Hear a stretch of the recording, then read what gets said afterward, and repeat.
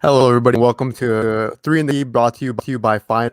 I'm here. We're one man down today. Unfortunately, we're at Daniel Tran, and fortunately enough for him, we're going to be slandering a little Laker basketball today. So it's a good thing, he's probably not here. But joining me is my man at home, who just got out of a final right now. How you feeling about that, man? It ain't go the best, but I made it through. That's what matters. So In finals week, that's really all that matters. It's like once you're done and you get it in, and you're like, "This is what right. it is." Yeah, but all right, let's just hop into it. It's been a crazy week or turn of events be in the NBA lately because let's just hop right into it. The Suns clinched their first playoffs for the first time since 2010. Let's if we want to remember those times. Steve Nash, Amari Amari Stoudemire. Stoudemire. Yeah, those guys were in the mix, and they're very running the NBA and stars. So times have changed. Led by Chris Paul, led by Devin Booker, but I'll be 100% honest, man. I think Chris Paul is making his case for MVP. Like if there is, I guess, horse in the race, I would have to say it's Chris Paul. I don't know about you, or what's your take on the Suns' playoff run? When I first heard about people saying Chris Paul should be MVP, I thought I was on the no side, but it's just crazy how he turned his team around. Not only him, I mean they also did good in the bubble last year, but they went from being at the playoffs to a 2 seed and they're dominating. Like Chris Paul has his team leading really well, has Devin Booker playing well, and just like he's just a coach on the court. And I wouldn't say he's at the top of the MVP list, but I definitely say he's in top three, top five. He's averaging 16 and 10 assists. So I think definitely just as a leader all around, he should be in MVP race for sure. Yeah, like I'm not saying like front runner necessarily, but it's like Yeah. this is like the Chris Paul effect. I mean, we saw it with the Thunder. Thunder had like 0.2 chance of making playoffs last year. Comes in Chris Paul, and I think that's one of the most iconic pictures ever. Like you see Chris Paul with a graphic below him saying the Thunder's chances of making playoffs, and he dragged that team into the playoffs. So I think it's just giving credit that he's not washed. I hate people that say Chris Paul was washed into the season because I'm they don't know basketball then, and I think Chris Paul one of the most long and enduring point guards this league has seen, and I'm excited to see the Suns in the playoffs. I want to see what Devin Booker does in the playoffs with DeAndre Ayton. So they have a good team. They have a really good team. Monty Williams. I think he's probably he's definitely a front runner Yeah. for coach of the year. So in terms of the team as a whole, besides Chris Paul, what are your thoughts? Um, Sorry to Devin Booker. I mean, he's one of the top shooting guards in the league. He's just a bucket getter. Anytime you need a bucket, Booker's there. And as far as the coach, Monty Williams, I think same thing with Chris Paul. I think he's in the top five. You got Tom Thibodeau, who I think he might be a little ahead just because of how bad the Knicks have been the past 10, 15, 20 years. Yeah. Will be coach of the year. But definitely Monty Williams has helped turn his team around. And even in the front office, James Jones, ever since James Jones has joined the front office of Phoenix, they just have turned it on all around. And same thing with DeAndre Ayton, great defensive player, great in the perimeter blocking. And yeah, I think the Suns have a good chance of making it to the Western Conference Finals. They're slated to play the Clippers in the second round if everything goes well in this first round, and that will be an amazing matchup. Clippers, Suns, Chris Paul versus his old team. And yesterday they just played it, and Paul George and Chris Paul were talking trash to each other a little bit. I think that would be really good, really good. Did you see it? Rondo, Yeah, and Rondo put all those Yeah. veterans in six. I just hope Suns make the most out of I think very disappointed to see them just get bounced in the first round. Yeah. Even though there will be an upset right now, if the playoff were just to start today, they would face Blazers in the round, and unfortunately, that team I can see them going to because Damian Lillard, and I think he's more than capable of knocking out a team like, especially because he had to Paul George, Russell Westbrook before like elite players. So the Suns are in a good spot, but obviously the West is the West, so they have a lot of competition, especially because I think it's the most. I think this is the most, I guess you can say, powerful West has been. Sure. And we all know the West is powerhouses all throughout. So I'm excited what they do. if they get bounced in the first round of the playoffs, I'm gonna be disappointed. But it's not the end of the world for me. I mean, you're a Wizards fan, I'm a fan, so like we're good on that. But actually, we're not that good. We got our own worries to worry about. But not hopping out of that into types of goals and everything. I think Laker fans they shouldn't necessarily be worried, but LeBron isn't back and the team has won four of their last 10. AD is back. He's not fully healthy. We can see he's like probably like 80% of himself.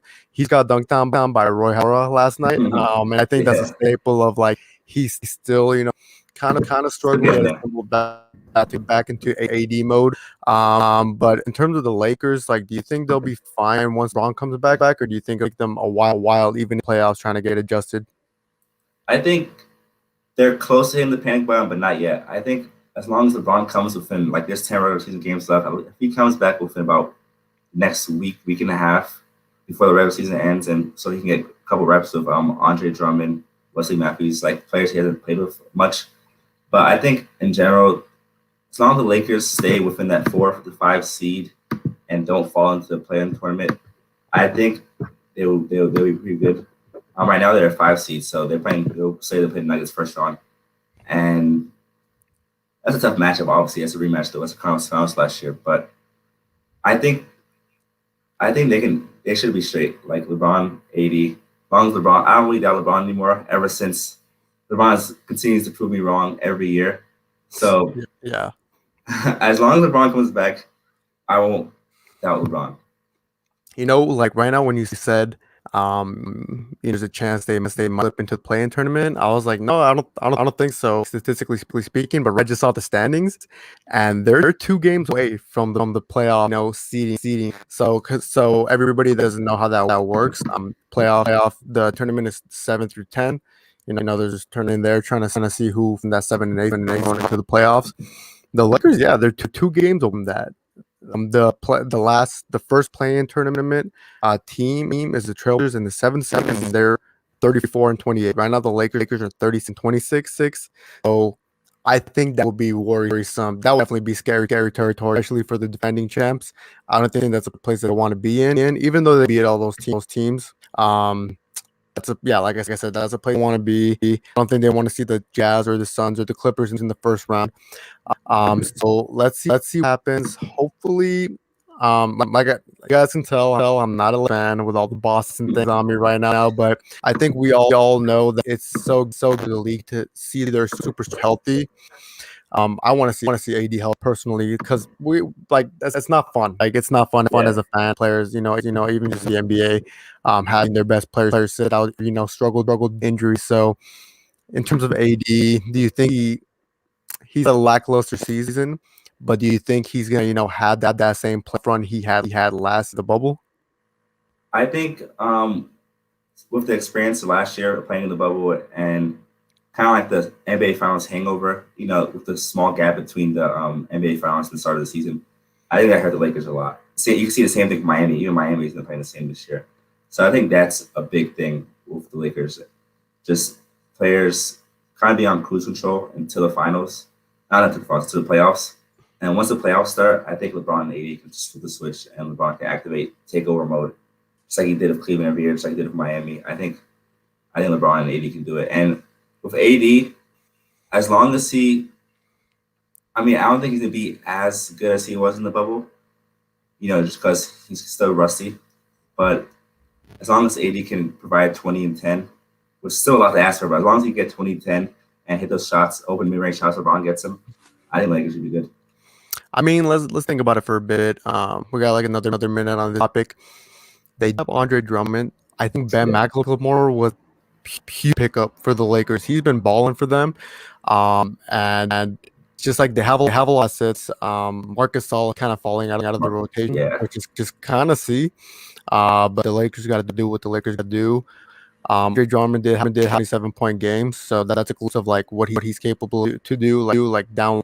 So I think the dynamic between Ron, AD, Drum, Ben McLemore guys, and Schroeder. Dennis Schroeder has been balling. He's been taking over since LeBron and AD's, since they've been out. I think as Laker fans, they don't have a lot to worry about. They are the defending champion of the day. They're the team that got better over the offseason, even though I don't know how Rob Pelinka did it, but he did somehow. And they were in cruise. They were in control in the beginning of the season. No injuries, no nothing. Like they were kind of just ride teams being the number one seed easily. Without these injuries, they're top 3 team in the West for sure. For sure. But aside from that, let's go from schools to like little success stories. Let's talk about your team, the Wizards, because they have been right now. They've won 9 of their last 10, and they have been. Man, they've been balling. Russell Westbrook has been balling, man. Like I hate honestly, like just hearing people like he's so prejudiced, man, and, like in and out of the court, and so he doesn't care about basketball, doesn't want it, blah blah blah. Like, you're talking about a man that really like he puts up a triple double like it's thing, and he normalizes the point where people are gonna be a little late. There's like, oh, it's not that significant. Okay? I don't see a lot of other players. Yeah, like I don't see a lot of other players outside of Russell Westbrook, like Jokic doing this. Bradley Beal, 31 points per game out the season. Like, he's not necessarily a superstar yet, but I think in this play-in tournament, he solidified that if he's able to carry this team throughout. And just man, like go off on your team. Like what do you like? What you're seeing, and what do you look forward to seeing? As the season keeps winding down. I'm just loving the heart in general. Like I'm loving seeing Westbrook diving on the floor, Rui Hachimura, Bradley Beal, and the season started off rough. Like we were under 500, we're at the bottom of the seed standings. I remember looking at the standings one day. We were the 15th, 14th seed, and I was like, wow. But I'm not gonna say I always knew they were gonna turn it around, but I always knew they were gonna do better and like have a chance at least. Like I remember Charles Barkley 3 weeks ago saying, no one wants to see the Wizards in the play-in tournament, and everyone clowned for that. But I had a feeling that it was gonna happen. And in general, I think if they stay within a 10 seed, I think they definitely can make the playoffs. And right now the Pacers are the 9 seed, the Hornets are the 8 seed, so they'll be playing the Pacers in the play-in tournament. And I think we can definitely handle the Indiana Pacers. And I know I'm looking ahead, but if we make it to the play-in tournament and win, we will play the Brooklyn Nets in the first round. And I'm not saying we're going to pull off an upset, but I think we'll be at least two wins, 2 or 3, because we're 2-2 against in the season. And I know they were without Harden, but we don't know. Harden might not be back in time for the first round, so I'm excited to see the Wizards in the playoffs. Hopefully. Honestly, okay, so I'm tired of seeing the Pacers in the playoffs. Like they've always been a 4th, 5th seed, and I'm like, man, solid team. Like don't get me wrong, solid team, but like kind of a boring team to watch. Yeah. They're very like stagnant. So I was like, if within this tournament, like you said, between the Heat, Hornets, Pacers, and you guys, the Wizards. So I would see the Hornets in the playoffs. Honestly, I would have a great team to watch, but I wouldn't want the Heat be out of the playoff run either. So I would want the Wizards in there. One, because I think the Wizards Nets first round, that would be fun to watch because that will be the first time when we see Russell Brook versus Kevin Durant in the playoffs. And Harden, so it's kind of like like an OKC reunion in the place, opposing teams, and man, like I want to see Westbrook in that situation, like if he actually like this is the first round of the playoffs, like if he's giving this much heart right now, like remember in the beginning of the season he started injured. He wasn't playing like himself and everything. Like right now he's healthy, and we can see it. His explosiveness is back, which I got a little worried at. I thought the old Russell was gone. I'm like, I'm gonna see those. People were saying that, yeah. Like I was like, man, like I'm getting old. Are we getting old? Like no, but thankfully, is our part of the game. He's back and better than ever now. And I just wonder what type of heart he's in, in that first round of the playoffs. I'm sure we're all being tuned into that. As a Wizards, I can see you guys stealing game 1, and there being a lot of a lot of over exaggeration of like Nets, blah blah blah blah, the failure like 7-game series. But at the end of the day, Bradley Beal and Russell Westbrook turned out to be a much better duo than I expected. What are expectations for them in the season? Looking at them now going into the play-in tournament. I knew they were going to struggle in the beginning because the COVID regulations and not be able to practice a lot. Like Westbrook and the Westbrook John Wall trade went down a couple weeks before the season started, so I knew everything's going to be rusty and it was going to be off to a rough start, especially with Thomas Bryant getting hurt in the beginning of the year. But I always knew what Westbrook was a great leader and always had heart just from his days in OKC. Like he's always there for his teammates. I remember seeing him kind of carry done into the playoffs a couple years ago during his MVP year. And as far as athleticism goes, I remember seeing people saying Westbrook hasn't dunked. He's only dunked 2 times this whole year, and people don't know that Scott Brooks basically doesn't want him to dunk. This is a rule he has in practice where you now have to dunk. Scott Brooks doesn't want people dunking in his practice, and it was funny hearing that. But with the Nets and Wizards possible first round matchup, like you said, I'm excited to see James Harden, KD, Scott Brooks, Jeff Green, Westbrook, Harden. It's like a OKC reunion once again, and kind of like David vs. Goliath, because Westbrook being the underdog and always being the guy hated. He was always the oddball out in OKC. KD was always getting love, Harden was always getting love, and Westbrook was always getting hated on for years. I don't know if it's because of his passion, but yeah. Man, it's just I don't understand when you get guys like Russell Westbrook, who show so much love for the game that I'm just like, I feel like people are trying to nitpick things to try to hate Russell Westbrook. But as we're running out of time, I just want to close things out. Since we're on Wizards talk right now, and that's your team. If the Wizards were to beat the Nets in the first round, what would your reaction be? Our reaction would be, let's go to the finals. I think we beat the Nets. If we beat the Nets, then why can't we beat the 4th seed? The 4th seed are the Knicks right now. I think we can handle the Knicks. If we beat the Nets, it would be euphoric seeing that upset. Yeah, 1 versus 8 seed upset.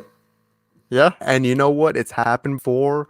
We've seen it when the Grizzlies beat Spurs back in 12 and other occasions and everything. So it's not impossible. I'm holding you to because my team's not doing so well, so I can't really talk out right there. But it's all good. But yeah, that's pretty much it. So thank you guys so much for tuning to Fights 3 in the Key. I'm here with my boy Nahom. I'm Henry. Daniel Tran is in. We'll be back here next week. Make sure to tune in every week. New episodes.